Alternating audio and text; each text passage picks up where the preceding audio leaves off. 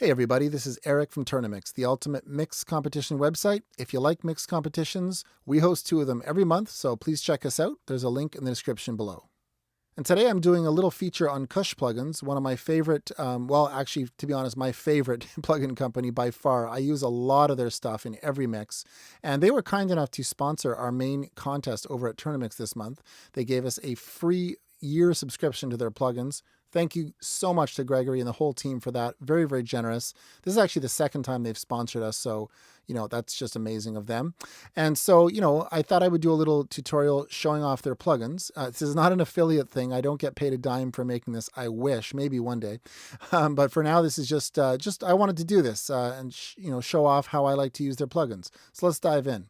All right, it's a monster session this month. This is the biggest song I've ever mixed. It's 100 tracks, okay? It's a song called West Side Honey, and this is by Samantha Robertson, produced by a guy named Michael Leto, by the way. Great up-and-coming producer. So thank you to Samantha and Michael for providing us with this track. Before we dive into the plugins, let's just have a quick listen.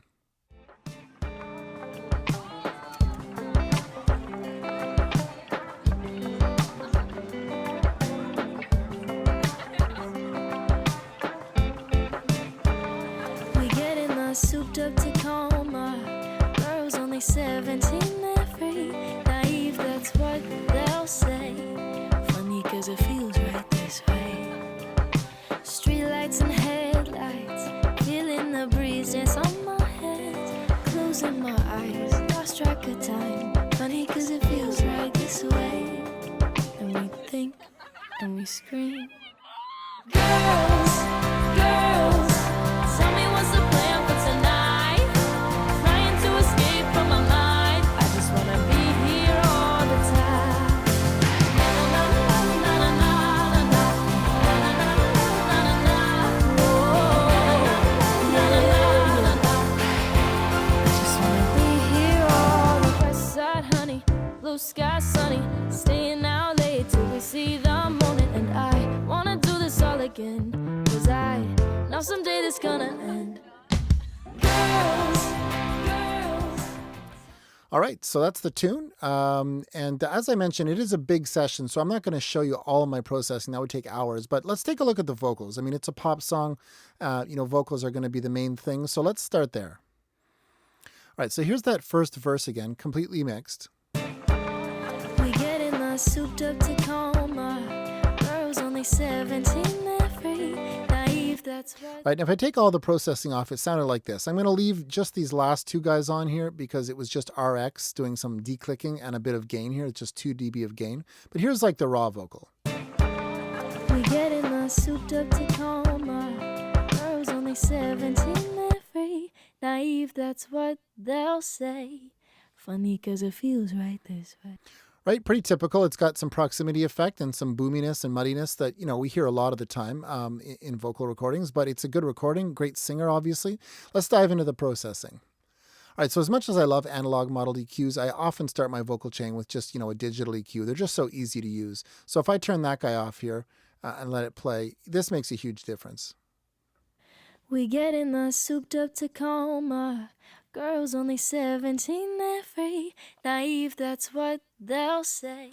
Right, just cleans up that low end big time. I mean, it does sound a little bit thin in solo, I think, but I thought it worked in context with all the effects. And then, this compression series here of Novatron into AR1, this is literally never going to fail you. On any source. I mean, seriously, these 2 plugins are so awesome. AR1 is my personal favorite, but I absolutely love Novatron too. And you'll notice here I'm using the airy function. This just adds a little bit of EQ on top of the compression. And I'm even adding a little bit of extra EQ with this tone knob here. So these have so much going for them. I mean, you've got compression, you've got these fun little EQ sections, and both of them also have saturation sections. So I'm not using that this time on Novatron, although this is brilliant for drums. I love it on drums. But I am driving the input here, okay, on AR1. And, there's kind of 2 ways to get compression. You can either use the threshold or you can use the input drive, which also adds saturation. So very, very cool. Let's hear those 2 again in action. We get in the souped up Tacoma, Girls only 17, they're free. Naive, that's what they'll say. So you can see, I don't know, maybe not even like 2 or 3 dB of compression here and about 4 or 5 here. So it's a kind of a good starting point. Okay, next up is one of my favorite saturation plugins for vocals and for a lot of things. That's Omega A here. And what this does is it just adds a really nice crispiness to the sound. Let's take that out and bring it back in. We get in the souped up Tacoma. Girls only 17, they're free. Naive, that's what they'll say. Funny 'cause it feels right this way. Streetlights and headlights, feeling the breeze dance on my hands, closing my eyes, lost track of time. Yeah, I really, really like that. It is pretty subtle because you can see I'm not really driving it at all. I don't have the pad engaged, so it's not the lightest setting that, if you engage this, it makes it even lighter. But, I'm not pushing it up, but just by engaging the plugin, okay, without even cranking it at all, you get kind of this effect. It to my ear, it kind of sounds like it's, pushing up the high end a bit. Either that or decluttering the low mids a little bit, but it kind of has that effect. And, I know it's not an EQ, but that's just sort of how I hear it. Let me just get rid of this guy here. Very, very cool plugin. I absolutely love this thing on acoustic guitar too. Very, very good there. But really, it just kind of is great on any source you want to perk up a bit. All right, next up is Silica. So I used all 3 of the compressors on this vocal. At a certain point, I just decided I wanted just more of that poppy compression. And so I added this guy. This is a really cool plugin. And I'm also using the input drive on this one. So we've got 3 different types of saturation happening here. Let's hear what this does. We get in the souped up Tacoma. Girls only 17, they're free. Naive, that's what they'll say. Funny 'cause it feels right this way. That's starting to sound like a pop vocal to me. So Silica is one that I haven't explored as much as the other 2 just because it's newer, although it's been at least, 6 months probably now that it's been out. I can't remember, but I have been enjoying this. I love using it as a finisher on vocals for extra saturation and just a little bit of an extra squeeze. But again, it's very cool on pretty much anything you run through it. The saturation is super cool in this one. All right, let's, the next step was a non-Kush plugin. Sorry, Greg, you don't have a de-esser. Just using sibilants here to control some of the S's. And then at a certain point, I brought in Hammer. And this was very, very small moves here. The only thing I don't like about this plugin is sometimes you cannot tell what you've done. So here, that did nothing, that did nothing. Yeah, that's what I figured. It was just taking out even more low mids, actually, at 300 hertz. So that's going to make it even tighter of a sound. We get in the souped up Tacoma. Girls only 17, they're free. Bypass. Naive, that's what they'll say. 'Cause it feels right this way. Streetlights and headlights, feeling the breeze dance on my hands, closing my. I really love this plugin. I use it a lot. Right now I can't tell if that cut was necessary or not, but it did seem to tighten the sound a little bit. It kind of depends on your tastes, and how thin a sound you want. But again, we have not brought in our effects yet, and those are going to change things. Finally, it was just a bit of L1 limiting. We get in the souped up Tacoma. Just kissing it a little bit, 1 or 2 dB here, nothing too crazy. Let me bring in the effects now. We get in the souped up Tacoma. Girls only 17, they're free. Naive, that's what they'll say. Funny 'cause it feels right there. All right, now this is what I was talking about before. Everything is contextual with mixing. And, I was finding the vocal sounding a little thin in solo there. But if you listen to those really dark, thick delays that I brought in, and even the reverb, it kind of helps to warm up the sound. So a lot of these EQ cuts, especially the Hammer, I believe I made that one, in context. And pulling out a bit of 300 seemed to work. So let's take a look at those effects. Right, first is just a plate reverb. This is from Gold Plate, very, very cool reverb.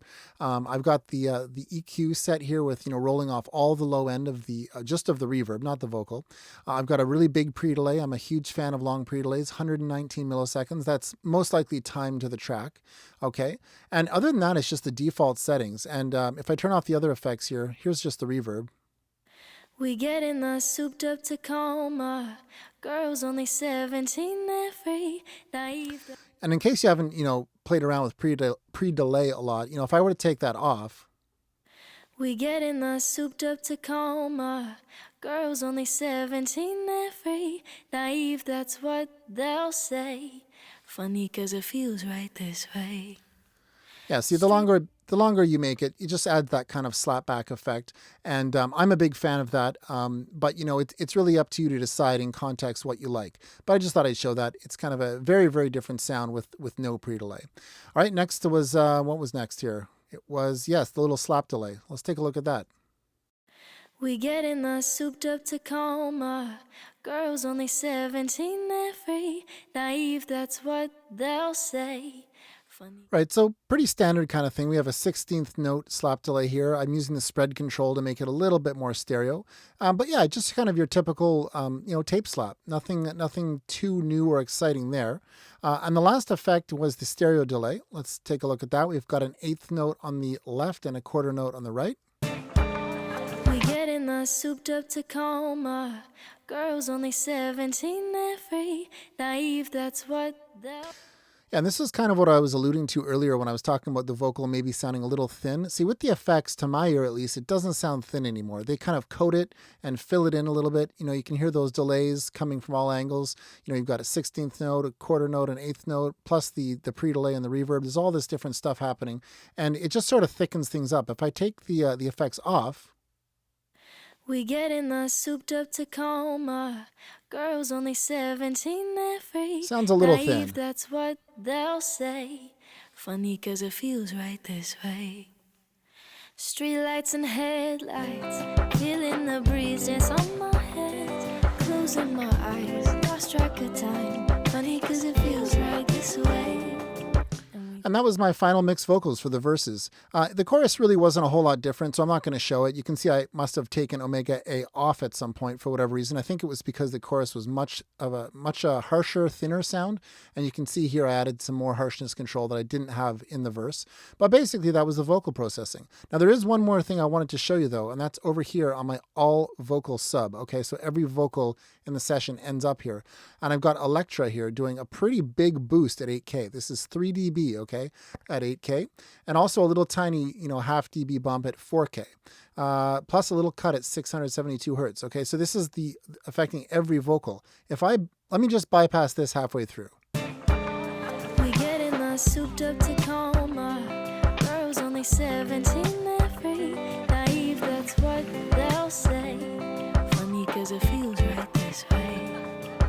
Streetlights and headlights, feeling the breeze dance on my head. Closing my eyes, lost track of time. Funny 'cause it feels right this way.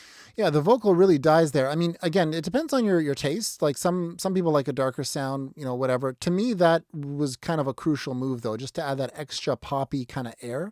So, yeah, that was Electra on the all vocal sub. And this was probably, I'm guessing, at a certain point, I just felt like the whole mix was feeling too dark. And rather than going back to all these vocals, see all this pink stuff, it's all vocals, I just figured everything needed brightening.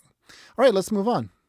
Basically, the only other thing I want to show you today is the mix bus. Kush has some great plugins for mix bus, and let me just show them to you quickly, and then we'll have a quick listen. So we've got Omega Tweak, which is probably the best choice for mix bus, just because it's the most neutral or most transparent. Now, don't get me wrong. If you crank this thing, it's not transparent at all. But if you put it on your a track, compared to Omega A and Omega N and the 458. To my ear, at least, it's the one that is the most neutral in sound. And in some ways, it's the most usable of the four. I like this one on Omega A the best, but I also find Omega N very cool on room mics and kick drums and things like that. The 458A, for whatever reason, I feel like it gets the most love online. And don't get me wrong, I do like it a lot. But I just, maybe there's just only so many plugins you can use, but I haven't used it as much. All right, so we've got Omega Tweak, okay? And then I've got AR1 doing my mix bus compression. We'll show that in a second. Next up is Cleophonic, which is, classic for mix bus. And you can see I'm not being shy with it at all. Huge boost here on the lift, okay? And a decent boost with the shimmer. For whatever reason, these settings, not necessarily the amount of gain, but these settings are what I usually find works best for me. All right, and then I've got two instances of hammer. The first one is adding some 15K, some 2K, and even some 400 hertz to fill in the low mids a bit. And then also the last instance was just adding some 300. All right, enough talk. Let's hear these. in action. Using this very clever plugin setup here for mastering the mix, I'm going to actually be able to on and off all of these plugins in real time without any glitches or anything like that. So basically, if you're not familiar with this plugin, when it's set to original, that's my full mix. And when it's set to reference, it's actually bypassing all of my mix bus. Let's have a quick listen to the chorus. Girls, girls, tell me what's the plan for tonight? Trying to escape from my mind. I just wanna be here all the time. Na na na na na na na na na na na na. Oh, na na na na na. I just wanna be here all the west side, honey. Blue sky, sunny. Staying out late till we see the morning. All right, so to my ear, the mix bus processing was a success. To be honest, sometimes when I do this, it's not. You know, it's amazing how easy you can screw up your mix without even realizing it. In this case, I really did like the extra air and presence that all the processing did. So you know, here's AR1 doing its thing. Let me bring up that with Omega Tweak here. Okay, let's watch those guys. Girls, girls, tell me what's the plan for tonight? Trying to escape from my mind. All right, so if there's anything to take notice of here, you know, I've slowed the attack, which is defaults to 5 milliseconds, which seems to work brilliantly on almost anything. I almost never touch the attack, but on Mixbus, you know, I didn't want such a quick attack, so I pulled it back to 20 milliseconds. Everything else is, you know, pretty standard, you know, 2 or 3 dB of compression, and Omega Tweak here, just getting, you know, just barely kissing the lights coming on here. If you find these lights are on constantly, there's nothing wrong with that. I mean, especially if you're trying to, you know, make a bass sound really dirty or whatever, some drums, you know, crush some drums. But on Mixbus, for me, I find setting it about here, at least with my gain staging, seems to work really well.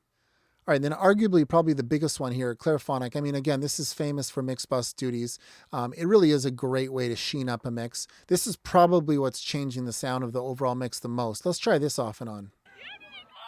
Girls, girls, tell me what's the plan for tonight?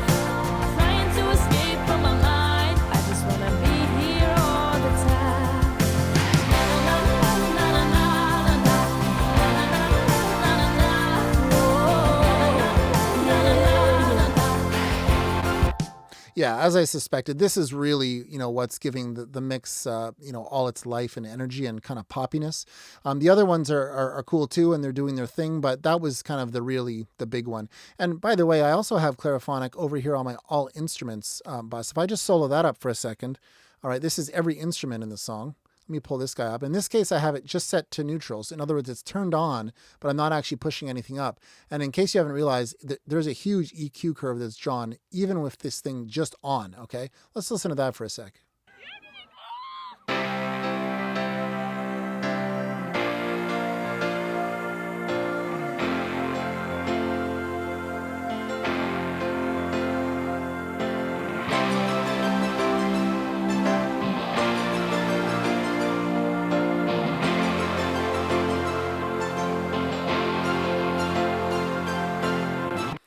Amazing. You know, you just hear the whole thing kind of widen out and perk up a bit. There might be a little bit of a volume increase, although I haven't actually pushed anything up here, but to my ear, it just adds a nice little special something.